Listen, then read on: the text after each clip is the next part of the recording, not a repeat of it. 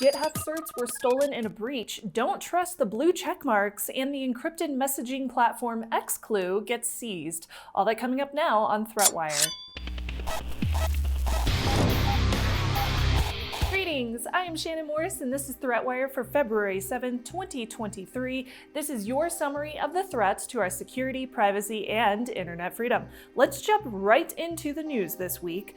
GitHub's code repositories were accessed by an unknown attacker and code signing certificates were stolen. Now, GitHub posted an advisory on January 30th disclosing this breach and notifying customers using two of their desktop applications. Those are Desktop and Atom. Now, if you currently use either of those applications and notice the app stopped working, it's because GitHub revoked the exposed certificates.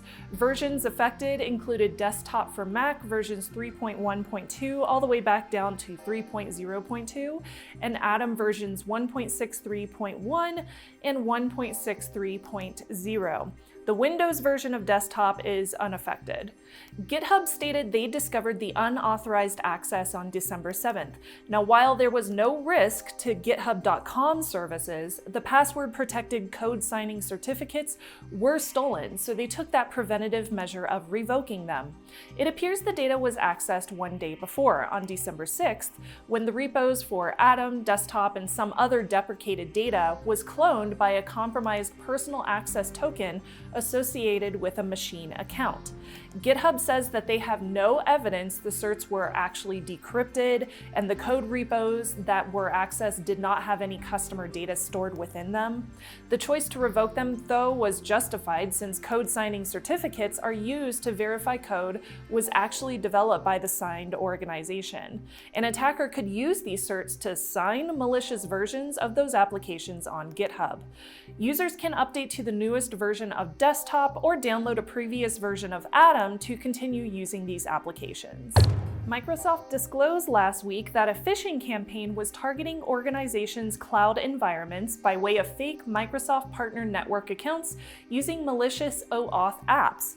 Now, in their advisory, they explained that on December 15th, Microsoft discovered an attacker impersonating real companies while enrolling in the Microsoft Cloud Partner Program, which used to be called Microsoft Partner Network. Now, they used these fake accounts to add verified publisher OAuth app registrations created in Azure AD.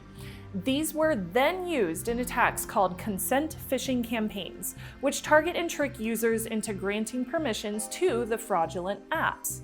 Affected customers were alerted via email and all fraudulent applications were disabled. Microsoft also took steps to improve the procedures for approving orgs into the MCPP. By becoming a verified publisher with Microsoft, an organization receives a blue checkmark by their name, and if targeted by an attacker, this can be incredibly deceptive, since the name of the org would be identical to legitimate ones, with the attackers even linking to the terms of service to legitimate sites. Proofpoint went into further detail on these attacks via their own advisory, which was posted on January 31st. They explained that these attacks could impact orgs in a variety of ways, including data exfiltration, brand abuse, and delegating permissions over compromised mailboxes, calendars, and meetings. Proofpoint and Microsoft recommended using caution when orgs grant access to third-party OAuth apps, even if they look like they are already verified. Users can also be restricted to only apps with low-risk permissions, and cloud environments should be proactively protected.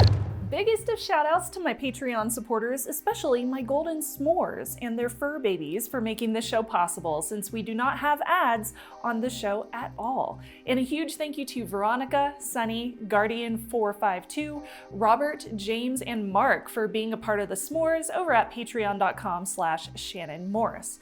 I've already mentioned it, so feel free to fast forward for like a minute or so if you don't want to hear about the Patreon. This year I'm going to be migrating all the perks and early access content to my Morse code Patreon and combining the two accounts to make releases and perks for y'all more efficient. You can go ahead and get ahead of this change by moving your pledge over to patreon.com/Shannon Morse. You will still get all of the perks associated with this Patreon, including my live Q&A, which I'm doing, I believe, tomorrow, based on the release date of this episode, with all the added benefits of my Morse code perks for the same membership prices. For annual ThreatWire pledges, I would recommend keeping your annual pledge active till closer to your resubscription date and then switching over.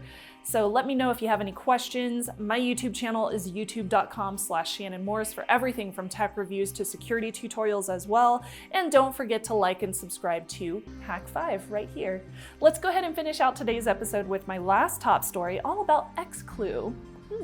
According to the Dutch police, 2 major investigations, which began in September of 2020 and April of 2022, led to searches and arrests in several countries and the dismantling of an encrypted communications platform, which is called Exclu. The news was announced on Friday of last week. So police acted on 79 searches, which happened in Germany, Belgium, and the Netherlands, to arrest 42 people who are believed to be a part of criminal organizations that have ties to drug lab operations, narcotics, firearms, and a lot more.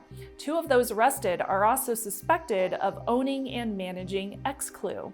Law enforcement in the countries of Italy, Sweden, the Netherlands, France, and Germany were all involved in the takedown, as well as Europol and Eurojust.